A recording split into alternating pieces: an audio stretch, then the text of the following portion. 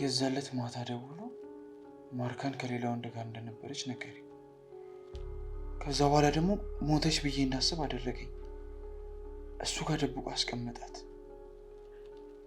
ቆይ ምን ለማድረግ እየሞከረ ነው?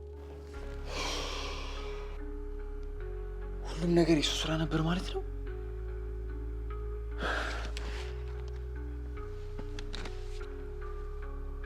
አሁንስ ግን ምን አስበው ነው? ማርካን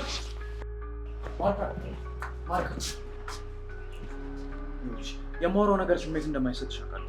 ካሌብ እባክህ ተወኝ። ማርካን እባክሽ ተረጋጊና አንዴ ቁጭ ብለሽ እናውራ። ይኸውልህ ሙሉ በሙሉ ቢቻልክ ባታናግረኝ ደስ ይለኛል። ማርካን የዛለት ማታ ማርካን ከሌላ ወንድ ጋር ናት ብሎ ነገረኝ። ምን እያልከኝ ነው?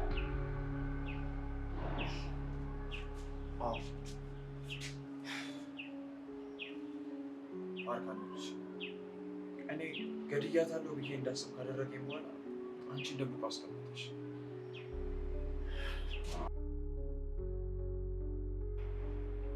ምን እያልከኝ ነው? ከሁሉም ነገር ጀርባ ያለ ይመስለኛል እኮ። ለምን? ቆይ የሁሉ ነገር ዝም ብሎ መገጣጠም ነው የሚመስልሽ? ምን ፈልጎ ሊሆን ይችላል? አይታይሽም? ከበፊት ጀምሮ ይወድሽ ነበር እንዴ? እና በሁለታችን መካከል የገባው እሱ ነው እያልከኝ ነው? አዎ፣ ብሩክ የሚፈልገውን ለማግኘት የማያደርገው ነገር የለም። እና ይሄ ሁሉ ነገር በዚህ ልክ ክፉ ይሆናል ብዬ ግን አስቤ አላውቅም። ይገርማል። እና ብሩክ ነው? አዎ፣ እባክሽ ሌላ ችግር ውስጥ አትግቢ። በቃሽ። አምንሽ? ተስማማን ማለት ነው? አንተ ምንም ጥፋት የለብህም ማለት እኮ ነው። የዛን ቀን እሱ ባይደውልና ባጠጣ ኖሮ